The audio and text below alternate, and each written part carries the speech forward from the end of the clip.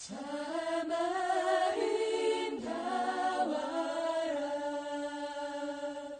주님의 세계는.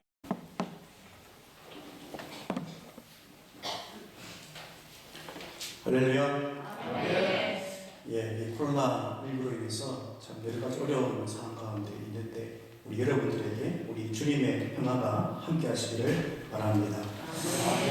제가 소리 흉내를 한번 내볼 텐데요. 한번 맞춰보세요. 무슨 소리인지. 슝, 슝, 슝슝슝. 무슨 소리 같습니까? 바람 소리요. 또 뭐 있습니까? 또 다른 차소리요. 예. 이 소리는요, 은행 통장에서 돈 빠져나가는 소리입니다. 슝슝거려요. 월급날 이 돈이 들어왔다가 소리 소문 없이 가출해버립니다. 불러도 대없어요. 찾아도 찾아지지 않습니다. 참 그 빈 통장이라고 말 어떻겠습니까? 마음이 허전하지요. 우리가 살고 있는 이 시대는 자본주의 시대라고 합니다. 그래서 이 돈이 모든 가치의 이 중심에 있습니다. 이 자본주의는 이 사람들로 하여금 소비를 부추깁니다. 그래서 과도한 소비를 하게 되고 또 그 과도한 소비는 이 빚으로 이어지게 되죠. 그래서 이 자본주의는 이 과도한 소비를 일으키고 또 빚을 지게 해서 끊임없이 일하게 만드는, 그러니까 자기를 결국은 착취해버리는 그런 시대 같아요. 이런 자본주의가 두려워하는 사람이 있습니다. 어떤 사람인가 하면 자족할 줄 아는 사람이에요. 이 자족할 줄 아는 사람은 이 두 주인을 섬길 수 없다는 것을 너무나 잘 알고 있습니다. 그래서 돈보다 하나님을 사랑하는 사람이에요. 그러니까 아무리 이 자본 중심의 사회를 할지라도 이 하나님을 사랑하는 그 사람을요, 이 시대가 당할 수 없다는 이야기입니다. 이 말을 좀 다르게 표현하자면 이렇게 말할 수 있을 것 같아요. 하나님 나라의 복음으로 사는 사람. 여러분, 이 시대 가운데 하나님 나라의 복음으로 사는 사람을요, 이길 수 없습니다. 믿으십니까? 아멘. 그렇습니다. 어떤 무엇도 하나님의 그 말씀 가운데, 복음 가운데 살아가는 사람을 당해낼 수가 없는 거예요. 요즘 이 많은 사람들이 이 한국 교회의 이 위기를 이야기해요. 그래서 여러 가지 이 원인들을 종합해 보면 이 그리스도인들이 자기가 믿는 대로 살지 못하는 것 같다라는 원인을 들 수 있을 것 같습니다.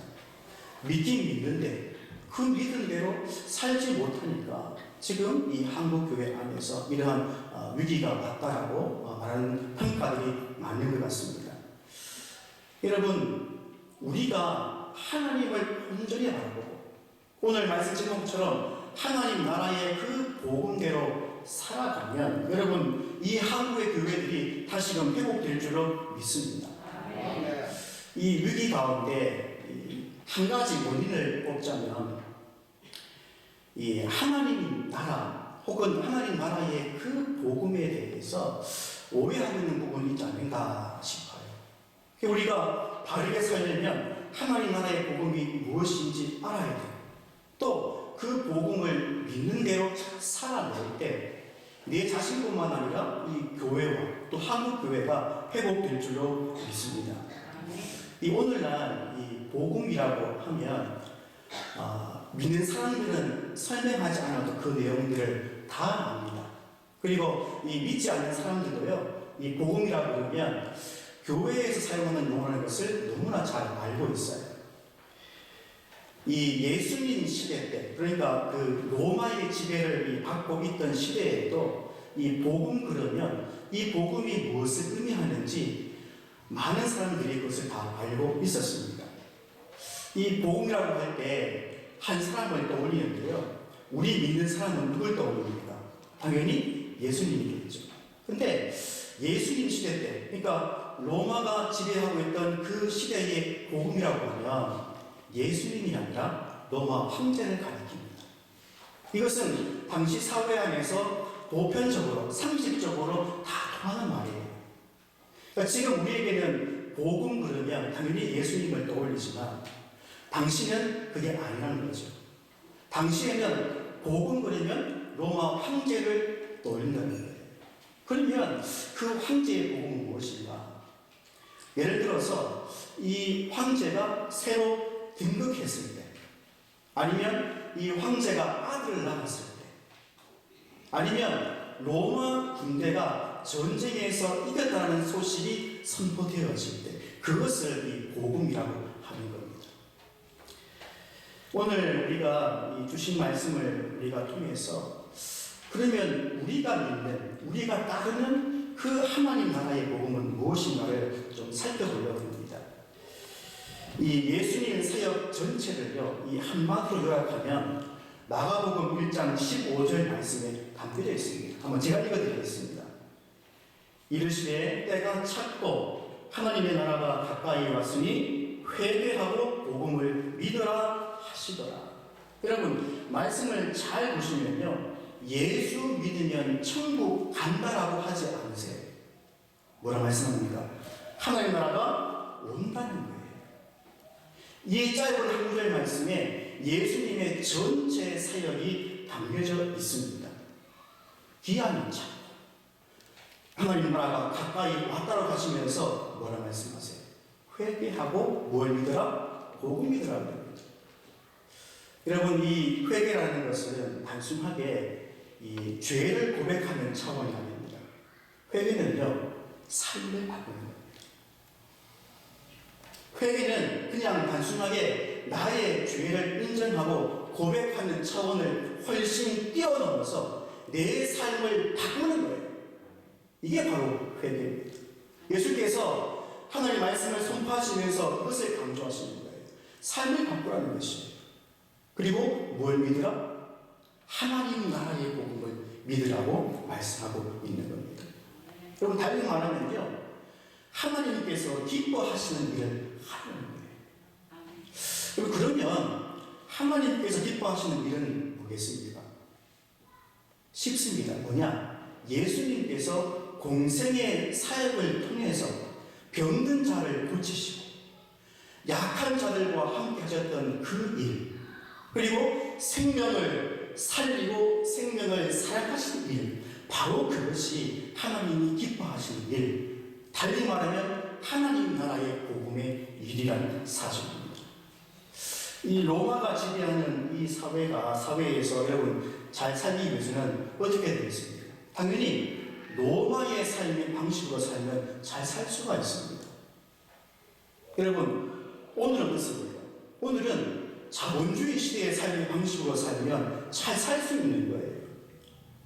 자본을 섬기고, 쉽게 말해서 돈을 섬기고, 그리고 끊임없이 소비하고 살면요, 이 땅에서 잘 살 수 있다는 거예요. 근데 예수님은 그렇게 말씀하지 않으세요. 삶을 바꾸라. 삶의 방식을 바꾸라 말씀하십니다. 여러분, 그 삶의 방식이 무엇이겠습니까? 당연히 우리에게는 하나님 나라의 그 복음으로 말미암아 사는 삶의 방식이라는 사실입니다. 여러분, 회개는 삶을 바꿉니다. 한번 따라하십시오. 회개는 삶을 바꾼다. 그렇습니다. 로마의 삶의 방식을 버리고 자본주의의 삶의 방식을 버리고 뭘 따르라? 하나님 나라의 복음으로 서라는 것입니다. 그럴 때 하나님께 기쁨이 되는 것입니다. 이 예수님은 이 공생의 사역을 통해서 분명하게 우리에게 말씀하십니다. 우리가 살아야 할 그 삶, 우리가 따라가야 할 그 삶이 무엇인가를 아주 선명하게 지금 보여주고 계십니다. 여러분, 복음서를 잘 보시면요, 예수님께서 귀신 들린 자를 어떻게 하십니까? 해방케 하십니다. 그 귀신의 지배 아래에서 그 사람을 구원해 주십니다. 해방케 하시는 사실이에요. 그리고 병든 자, 약한 자, 가만 두시지 않습니다. 낫게 하시고 치유하십니다. 그런 사역들을 보여주시면서 우리에게 말씀하는 거예요. 이게 바로 하나님 나라의 복음이라는 사실입니다. 우리가 이 천국을 죽어서만 가는 것으로 생각을 해요. 틀림을 아닙니다. 우리가 언젠가 이 죽음의 문턱을 넘어서서 영원한 그날에 우리가 분명히 들어갑니다. 여러분 한 가지 기억하십시오. 이 천국, 이 하나님 나라를 이 땅에서도 누릴 수 있습니다. 믿으십니까? 우리가 이 천국을 죽어서만 가는 것이 아니라 이 땅에서 미리 그 나라의 기쁨과 그 나라의 그 자유와 그 나라의 그 삶을요, 이 땅에서도 충분히 누릴 수 있다는 이야기입니다. 어떻게 하느냐? 우리가 예수님의 그 말씀에 주목해야 됩니다. 삶을 바꾸는 거예요. 로마의 삶의 방식이 아니라, 자본주의의 삶의 방식이 아니라 하나님 나라의 삶의 방식으로 바꾸는 거예요. 그러면 하나님의 그 다스림 안에 우리가 온전히 거하고, 그 다스림 안에서 아까 말씀드린 하나님이 기뻐하신 일을 행하면서 이 땅에서도 충분히 그 천국 하나님 나라를 누릴 수 있다는 이야기입니다. 여러분 그 천국을 누리시기 바랍니다. 이 바울도 이 부활의 예수님을 만나기 전에는요, 이 유대교의 삶의 방식으로 산 사람입니다. 여러분 다 아시듯이 바울이 어떤 사람입니까? 바리새인 중에 바리새인, 그리고 당대의 최고의 엘리트 집안의 출신입니다. 더 나아가서 그 당시에 그 최고의 학문을 다 섭렵한 사람이에요. 근데 이 바울이요, 어느 날 부활의 주님을 만나고부터 그 삶이 바뀝니다. 유대교의 삶의 모습을 버려버려요. 그리고 자신이 핍박했던 그 부활의 예수님의 삶의 방식을 받아들여서 자신의 인생을요, 하나님께 온전히 다 드려요. 여러분 잘 기억해 보십시오. 삶이 바뀌었습니다. 유대교의 삶의 방식을 버리고 뭘 마음에 품은 겁니까? 하나님 나라를 마음에 품은 거예요. 누굴 만났어요? 부활의 주님을 만난 그 이후부터입니다. 그 이후부터 인생이 달라지는 거예요. 삶이 바뀌는 거예요. 철저하게 하나님 나라의 복음에 입각해서 그 삶 전체를 하나님께 드렸다는 사실입니다. 여러분, 하나님 나라의 복음을 믿는다는 것은 우리 삶의 문제입니다. 우리가 어떻게 살아가는 거예요. 우리가 믿는다 하면서 또 따른다 하면서도 우리 안에 여전히 해결되지 않는 것이 분명히 있어요. 그것은 우리 힘으로 할 수 없는 일입니다.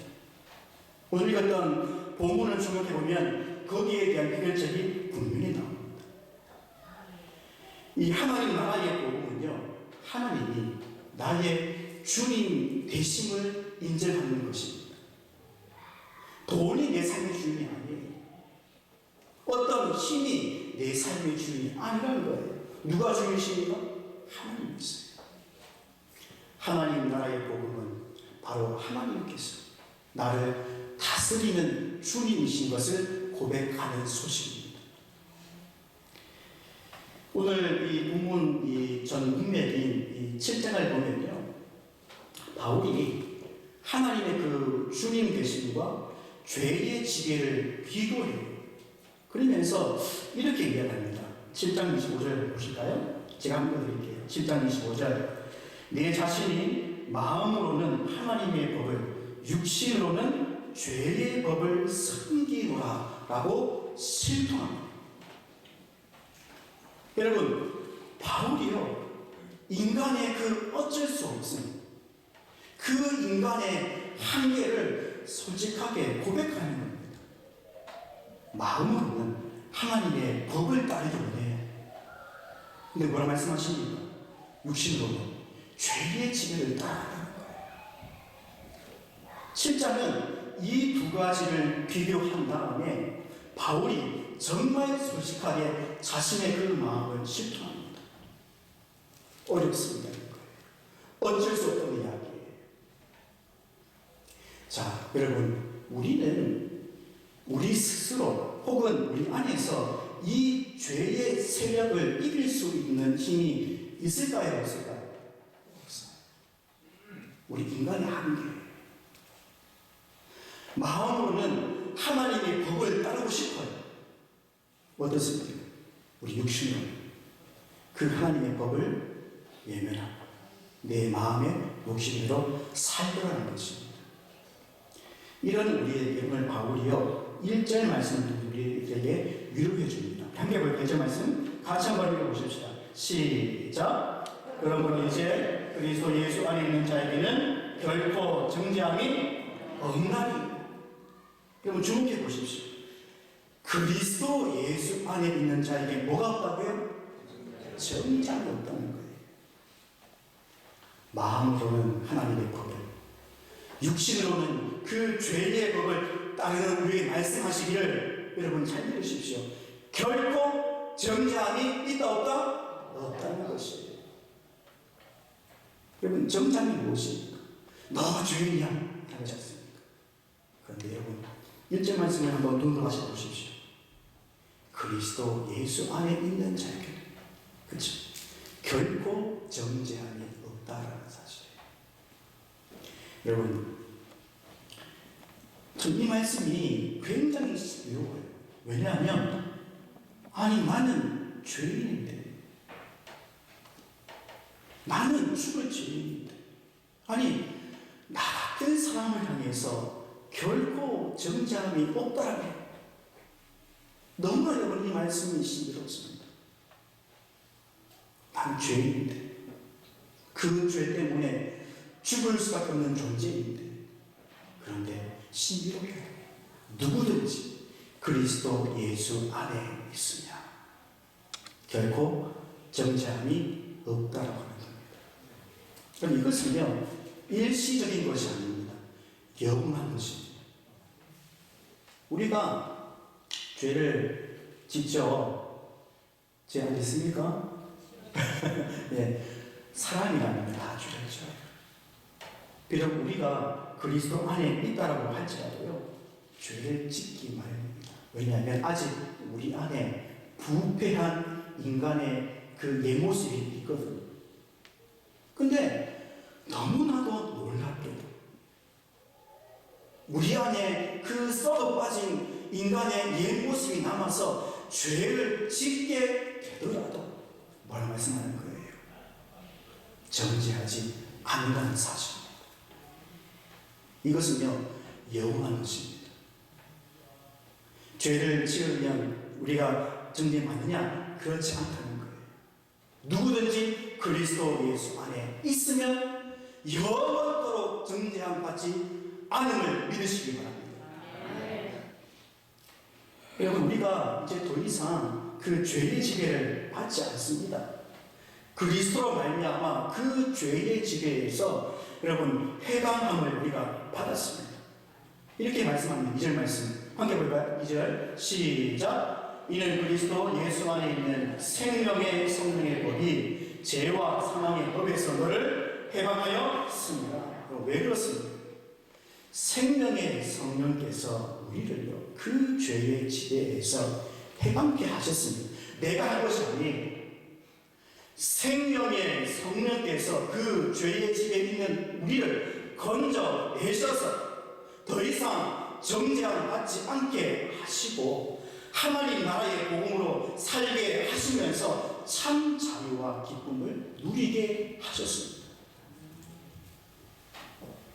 이 생명의 성령님은 생명을 사랑하시고 생명을 살리시는 영이십니다. 그래서 누구든지 이 성령님의 역사하심을 통해서 그리스도 안에 머물러 있는 사람은 결코 정죄함이 없다고 하는 것입니다. 그리고 더 이상 그 죄의 집에 일에 있지 않고 하나님의 그 다스림 안에 있게 되는 것입니다. 이 죄는요, 우리를 지배하는 하나의 세력이에요. 그리고 죽음, 그러니까 사망을 지배 도구로 사용합니다. 이 죄를 지으면 영원한 그 죽음으로 우리를 이끌어가요.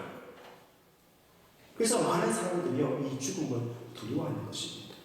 근데 생명의 성령께서 그 두려움을 깨뜨려버리고 그 죄의 세력을 완전히 깨뜨려버리시고 우리에게 참 자유와 기쁨을 주셨습니다. 이 최초의 사람인 아담과 하와가 에덴 동산에서 하나님께서 먹지 말라 하셨던 선악과를 먹게 됩니다. 다 아시는 이야기시죠? 여러분, 이것은요 단순하게 어떤 과일을 따먹은 그런 이야기가 아니에요. 뭐냐? 선악과를 따먹은 것은 하나님의 그 다스림을 거부한 거예요. 그리고 죄의 지배를 선택한 것입니다. 그것 때문에 그 죄가 이 인류 가운데로 들어오게 된 것입니다. 그 최초의 사람들이 하나님의 그 다스림을 거부하고 죄의 지배를 선택하는 그 순간에 사망이, 죽음이 이 인류 가운데로 들어오게 되었다는 이야기입니다. 예수 그리스도 안에 있는 자들에게는 여러분 특별한 은혜가 있습니다. 그게 뭐냐? 그것은 바로 성령의 은혜인데요, 생명의 성령의 법이 우리에게 주어지는 것입니다. 그러니까 성령 하나님께서 예수 그리스도 안에 있는 자들에게 영원한 생명을 넣어주시는 거예요. 우리는 그 성령 하나님의 그 은혜로 그 역사하심을 통해서 오늘을 살아가게 되는 것입니다. 더 나아가서 죄로 부패한 우리의 마음을요 정결케 해주십니다. 우리는 우리 스스로 우리 죄를 해결할 수 없습니다. 예수 그리스도의 십자가와 성령 하나님의 그 역사하심을 통해서 우리를 그 죄에서 깨끗게 하시고, 여러분 이 소식이 뭐겠습니까? 바로 하나님 나라의 복음의 사실입니다. 또한 이것이 바로 성령 하나님의 능력이 되는 것입니다. 예수 그리스도 안에 있는 자가 더 이상 죄의 지배를 받지 않는 두 번째 이유는요, 예수님의 성육신과 십자가 사건 때문에 그렇습니다. 율법의 요구를 만족시킬 수 있는 사람이 있다면 아무도 없습니다. 어떤 누구도 그 율법의 요구를 완벽하게 이룰 수 있는 사람이 단 한 명도 없습니다. 그렇기 때문에 하나님께서요 예수님을 이 땅에 보내셨습니다. 그리고 십자가에서 죽게 하시고, 그리고 부활케 하셨습니다. 이것을요 이렇게 말하기도 합니다. 하나님의 의다라는 거예요. 하나님의 의인 거예요.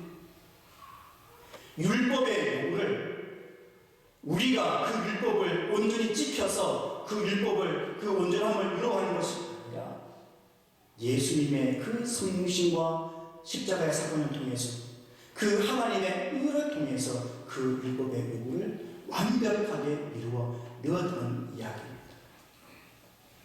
우리가 할 수 있는 것이 많지 않습니다. 우리가 뭔가를 노력해서 이루어낼 수 있는 능력이 우리 안에 있지 않아요. 우리 속에 선을 행할 수 있는 그 어떤 것도 없습니다. 아예 없습니다.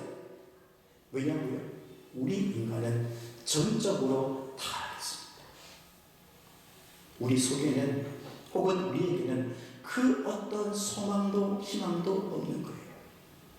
그런데 하나님의 그 의, 예수 그리스도의 십자가를 통하여서 그 죄의 지배가 완전히 깨어지고 하나님의 그 나라의 복음이 우리에게, 그리고 하나님의 그 다스림이 우리 가운데 임하였다는 사실입니다.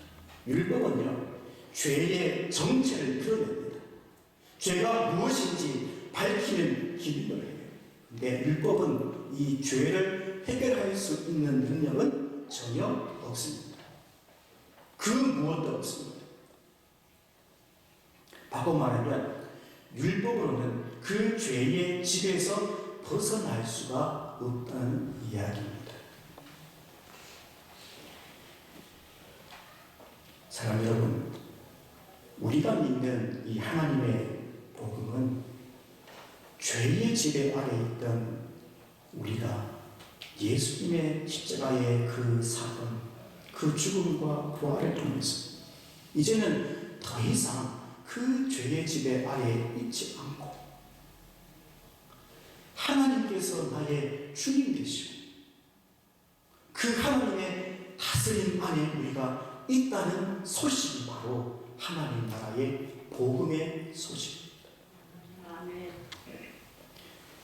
참 감사하게도 이 성령 하나님께서 우리를 인도하시고 우리를 붙잡아 주시고 우리를 역사해 주셔서 이 땅에서도, 여러분 놀라지 마십시오, 이 땅에서도 천국을 누리며 살게 하십니다. 내 힘이 아니라는 거예요.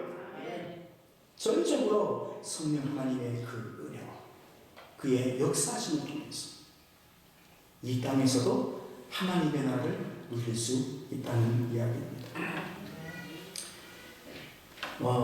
하나님 나라의 복음으로 삼는 것은 이렇게 말할 수 있을 것 같아요. 뭐냐면 사람이요, 성도가 하나님 사랑과 이웃 사랑을 이루어가는 삶인 거예요. 그러니까 좀 쉽게 말씀드릴게요. 하나님 나라의 복음은요, 그 복음으로 삼는 것은 하나님을 내가 사랑하고 또 예수님 말씀처럼 그 이웃을 사랑하며 그 사랑을 이루어가는 삶이라는 사실입니다. 한마디로 말해보겠습니다. 사랑하는 겁니다. 사랑하는 겁니다. 특히 요즘 이 코로나19 상황에서 우리가 이 사회적 거리를 어떻게 합니까? 유지하죠. 자, 사회적 거리는 유지하되 하나님 사랑과 이웃 사랑의 거리는 더 친밀하게 가져가야 한다는 거예요. 그것이 바로 오늘날 우리가 살아내야 하는 하나님 나라의 복음적인 삶입니다. 사회적 거리는 유지하되 하나님 사랑은 더 친밀하게, 이웃과의 삶은 더 깊게 가져가는 것이 지금 우리가 살아내야 하는 하나님 나라의 삶인 것입니다. 제가 존경하는 분이 계세요. 목사님이신데 이 목사님을 한번 찾아뵈면 뵐 때마다 별 말씀을 안 하셔도 그냥 같이 있는 것으로만으로도 참 기쁨이 넘치고 힘을 얻을 때가 많아요. 왜 그러냐면 이 목사님께서 이 높은 자리에 올라갈 수 있는 게 있었는데 그것을 포기하시고 그 낮은 자리에서 지금까지 그 사역을 감당해 오세요. 그러니까 다른 많은 말씀 안 하셔도 그냥 그 목사님의 삶만 바라보아도 느껴지는 거예요. 저것이 낮은 곳에서 보다 깊고 넓게 보는 것이 위에서 아래로 보는 것보다 낫다는 거예요. 바로 그것이 하나님 나라의 삶이 아닌가 싶습니다. 말씀을 마치면서 이 하나님 나라의 복음은 멀리 있지 않습니다. 이미 그 소식이 우리 가운데 들려졌습니다. 선포되었습니다. 우리 모두가 그 하나님 나라의 복음을 들은 성도입니다. 그런 우리에게 한 가지 이루어가야 할 삶이 있어요. 바로 그것이 오늘 말씀드린 하나님 나라의 복음으로 사는 삶입니다. 그 죄의 지배를 끊어버리시고 우리를 이끌어 가시면 그 성령 하나님을 온전히 바라보고 하나님을 더 깊이 사랑하고 이웃을 더 친밀히 사랑하는 하나님 나라의 삶, 바로 그것이 하나님 나라의 복음으로 사는 비결입니다. 한번 따라하십시다. 사랑하십시다. 사랑하십시오. 그 삶을 통해서 우리가 이 땅을 살면서 하나님 나라의 그 천국을 누릴 수 있습니다. 그렇게 살아가는 저와 여러분 되기를 간절히 바랍니다. 기도하겠습니다.